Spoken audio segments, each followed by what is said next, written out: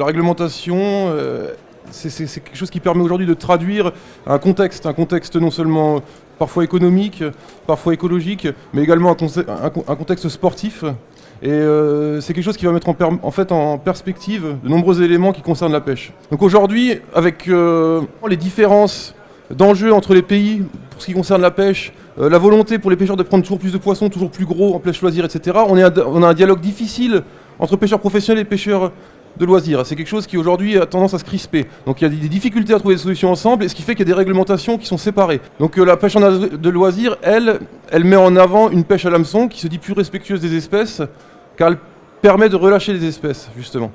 Elle se veut également témoin des évolutions des espèces de poissons. C'est-à-dire qu'un type qui va pêcher depuis 10 ans dans le même domaine, donc par exemple il va tous les ans à Ouessant ou à l'archipel de Glénan, il pêche du bar, il en pêche 10 une année, l'année suivante il en pêche 5, après il en pêche plus et puis il en pêche 20. Donc c'est des gens qui voient évoluer, ils ont un regard.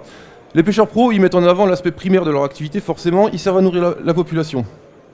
Donc il y a le prélèvement et le no-kill, donc certaines espèces ont un nombre limité de prélèvements. Plus strict encore, par exemple pour le thon, on va utiliser les bagues.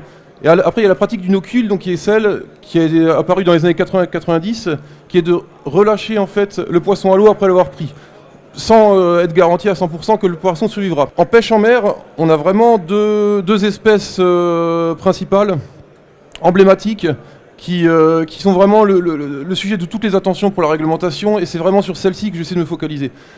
Alors on a le bar, bien sûr, alors là c'est pas un bar franc, c'est un bar moucheté. Et on a le thon rouge particulièrement, qui sont tous les deux en fait des poissons qui sont très prisés, il y a une forte demande non seulement en Europe, mais également à l'international avec le thon. Vous connaissez tous l'histoire du thon rouge chez les Japonais. Donc c'est des espèces qui ont été extrêmement menacées. Si vous voulez par exemple pêcher le thon en Méditerranée, eh ben, en fait vous avez deux demandes à faire. Il y a une demande pour obtenir l'autorisation de pêcher au thon qui représente deux cas bien concrets. Le premier cas, c'est la pêche du thon en no-kill. Donc le no-kill, vous relâchez les espèces. Alors c'est simple, vous pêchez le thon, vous l'attrapez, vous devez le remettre tout de suite à l'eau. Mais vous n'avez même pas le droit de le sortir. C'est-à-dire que vous avez un thon au bout de la ligne, vous voulez pêcher le thon, vous avez un thon au bout de la ligne. Donc vous allez faire cette demande, vous êtes en mer, vous avez un départ. Combat est fait, vous le ramenez à votre bateau, là vous ne pouvez même pas le monter à bord. Le thon doit rester dans l'eau, vous devez le décrocher et le remettre à l'eau. Cette période de no-kill, elle est valable généralement de début juillet jusqu'à fin octobre. Vous pouvez pêcher le thon à la ligne de début juillet à fin octobre, mais pas ensuite. Ensuite, on a la volonté de ramener un thon. On veut ramener un thon, on veut pêcher un thon et le ramener. On s'est rendu compte que quand on va se balader en Méditerranée, en Atlantique, on prend du thon. Il y a du thon, le thon est présent.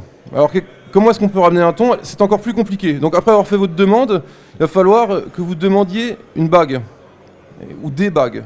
Mais déjà avoir une bague, c'est déjà difficile. Et seulement quand vous aurez cette bague, vous pourrez ramener un thon. C'est-à-dire que vous devrez taguer votre poisson, derrière sa queue, lui mettre un élément jaune, une bague jaune, qui permet de savoir que vous avez bagué votre poisson. Et à ce moment-là, vous pourrez débarquer votre poisson. Mais pas avant. Je déconseille vraiment à quiconque d'essayer de ramener un thon non bagué à bord, parce que d'une part, c'est tous les marins qui sont sur les pontons font attention à ça. Et si vous faites attraper en train de faire ça, c'est vraiment salé, quoi. C'est confiscation du bateau et c'est des amendes qui peuvent aller jusqu'à 22 500 €. On peut pêcher le thon de début juillet à fin août, enfin jusqu'à fin octobre, mais en revanche, vous ne pouvez prélever que de début juillet jusqu'à fin août. Il vous reste ensuite 2 semaines, à peu près les 2 dernières semaines de septembre, pour à nouveau prélever du thon. Mais les 2 premières semaines de septembre et tout le mois d'octobre, c'est totalement interdit. En tout cas, pour le moment, le constat est que grâce à ces mesures drastiques, le thon est vraiment revenu non seulement en Méditerranée, mais également en Atlantique. Et on voit aujourd'hui du thon à nouveau se prendre à l'Orient. Ça faisait des années, des dizaines d'années que ça n'était pas arrivé. Par rapport aux tailles minimales, il y a un certain nombre de poissons qui donc ont des tailles minimales. Ces tailles, elles évoluent également en fonction des besoins, en fonction d'un contexte environnemental. Il y a, si vous voulez, 2 espaces, Manche et Atlantique, mer du Nord, forcément, et la Méditerranée. Alors c'est pas les mêmes tailles de réglementaires. Alors pourquoi je pourrais pas vous dire, mais en tout cas on voit quand même qu'il y a des similitudes et qu'il y a des inquiétudes sur les mêmes poissons. Alors ça vous pourrez le trouver à la FNPF ou enfin à la fédération ou dans vos magasins de pêche. Un petit fascicule avec toutes les tailles de poissons, toutes toutes les tailles minimales de prélèvement de poissons. Donc aujourd'hui, le bar en Manche et en Atlantique, il est à 42 cm. 42 cm, c'est depuis 2013, donc c'est plutôt récent. La sole est à 24, le lieu jaune est à 30 cm et le thon est à 115 cm. En Méditerranée, donc le loup, qui est la même espèce que le bar, est à 30 cm. La doraille royale, donc qui est une autre espèce très consommée, est à 23 cm. Et le thon est à 115 cm. Alors il y a la même chose pour les mollusques et les coquillages. Donc le couteau en Atlantique et mer du Nord, c'est 10 cm, l'ormeau 9 cm, le homard 8,5. En Méditerranée, le homard il est à 10,5 et la langouste elle est à 9. Alors attention, pour mesurer un poisson en mer, on le prend vraiment du bout de la queue jusqu'au bec. Pour mesurer par exemple un homard, on ne prend pas les pinces, on prend uniquement de la tête jusqu'à la nageoire caudale. C'est pour ça que 10,5 ça paraît peu, mais en fait c'est beaucoup parce que si vous ajoutez les pinces, etc., ça fait quand même une belle pièce. Alors en fait, pour éviter justement tout ce qui concerne la revente, parce qu'en fait le vrai enjeu c'est de ne pas revendre le poisson qu'un pêcheur sportif pêche. C'est ce qui n'est vraiment pas accepté. Donc pour éviter de revendre son produit, les autorités ont mis en place ce qu'on appelle un marquage. Donc ça permet de savoir si votre poisson a été pêché professionnellement ou en loisir. Donc par exemple, vous prenez un bar, vous le ramenez chez vous, il faut impérativement vraiment couper cette queue avant de débarquer votre poisson. C'est pareil, c'est vraiment quelque chose qui peut vous coûter cher. C'est la même chose pour ce qui est des crustacés et des caudales arrondies. Donc il y a des espèces de poissons qui n'ont pas vraiment ce type de nageoire, mais vous le faites aussi. Donc ça c'est vraiment un geste important à faire. C'est une petite coupure, rien de plus. Ces réglementations, elles se font sur, on va dire, deux juridictions. Une juridiction nationale, donc il y a une réglementation nationale, avec des règlements qui sont pris par décret ou arrêté, grâce à un centre que vous connaissez tous ici, je pense, qui est l'Ifremer et qui envoie des informations, qui fait des études, qui tague des poissons, etc. Et on sait qu'il y a certaines espèces qui sont particulièrement touchées sur nos côtes et qui le sont moins à d'autres endroits. Je pense au mérou, par exemple, qui aujourd'hui est vraiment qui a quasiment disparu. Apparemment, selon un dernier recensement, en France, il restait 300 mérous.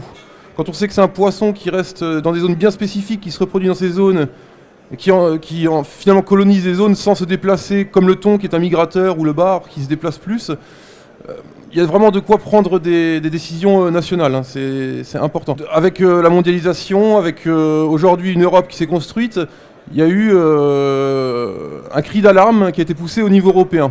Donc en 2013, en fait, ils ont commencé à avoir une posture de réflexion sur quel était l'avenir des espèces, et notamment du bar en Europe.